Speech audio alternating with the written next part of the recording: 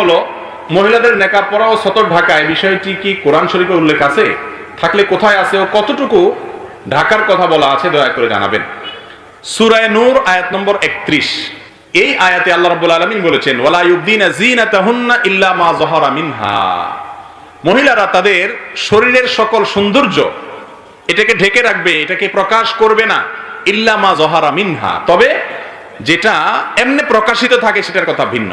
এই ইল্লা মা যাহারা মিনহা এটার ব্যাখ্যায় মুফাসসিরদের নানা রকমের মত আছে। ইমাম ইবনে কাসির রাহিমাহুল্লাহ তার থেকে একটা মত বর্ণিত হয়েছে, আব্দুল্লাহ ইবনে মাসউদ রাদিয়াল্লাহু থেকে একটা বর্ণিত হয়েছে, আরো অনেক মত আছে। এই মতগুলোর ভিতরে একটা মত হলো এই যে মা যাহারা মিনহার অর্থ হলো যে পর্দা করার পরেও যেটা প্রকাশ থাকে, লুকানো যায় না। যেমন বোরকা পরলে একজন উপরে শীতের কারণে একটা চাদর পরলো, তো এটা দেখা যেতে পারে, এটা প্রকাশ থাকে। আবার অনেক উলামা ইকরাম বলেছেন চেহারা এবং দুই হাতের কবজি এটা হলো মা যাহারা মিনহার ব্যাখ্যা।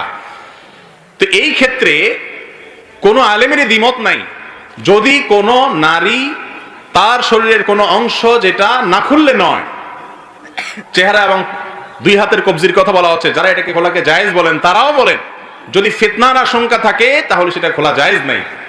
আর আজকাল এমন একটা সময় আমরা আসছি, মানুষ তো মানুষ, পশুর হাসে পর্যন্ত পশু পর্যন্ত মানুষ থেকে নিরাপদে থাকতে পারে না। মানুষের যৌন জুলুম এবং অত্যাচারের শিকার হয়ে যায়, পশুর চাইতে অদম হয়ে গেছে মানুষ। শিশুরা পর্যন্ত নিরাপদে থাকে না, বৃদ্ধরা পর্যন্ত নিরাপদে থাকে না, বোরকা পরেও নিরাপদে সবসময় থাকা যায় না। সেখানে যত বেশি উন্মুক্ত থাকবে তত বেশি তাদেরকে নিয়ে মানুষ বাজে চিন্তা করবে, জেনা করবে। মুসলিম নারী সম্ভ্রান্ত, তার মধ্যে আত্মসম্মান বোধ থাকবে যে আমাকে নিয়ে মানুষ বাজে চিন্তা করবে, এটা আমার সম্মানহানি, মনে মনে আমাকে জেনা করবে, এই সুযোগ কোন সম্ভ্রান্ত নারী, কোন মুসলিম নারী কখনো দিতে পারে না। এই জন্য এটা ঢেকে রাখাটাই হলো অধিকতর শ্রেয় এবং আপনার পর্দার সাথে সামঞ্জস্যপূর্ণ, এবং এই মতটাই অধিকতর শক্তিশালী যে হাত এবং মুখ উভয়টা ঢাকবেন। তবে হ্যাঁ, কারো বোরকা পড়তে অসুবিধা হয়, দরকার নেই বোরকা পরার, মাথার উপরে যে ওড়না আছে সেটাকে টেনে দিবেন। ইউদনিনা আলাইহিন্না মিন জালাবিবিহিন্না, আল্লাহ বলেছেন। সূরা নূর, সূরা আহজাব পড়েন, পর্দার বিধিবিধান জেনে যাবেন। আল্লাহ বলেছেন তাদের মাথার উপরে যে জিলবাব আছে, চাদর আছে, ইউদনিনা আলাইহিন্না, তারা সেটা নিজেদের উপরে টেনে দিবে। মাথার উপরে চাদরকে জিলবাব বলা হয়, কাপড়কে জিলবাব বলা হয়। আল্লাহ বলেছেন সেটাকে টেনে দিতে। মুখ যদি প্রদর্শনী করতে হবে তাহলে এটাকে টেনে দিতে হবে। কেন আল্লাহ তাআলা বলেছেন?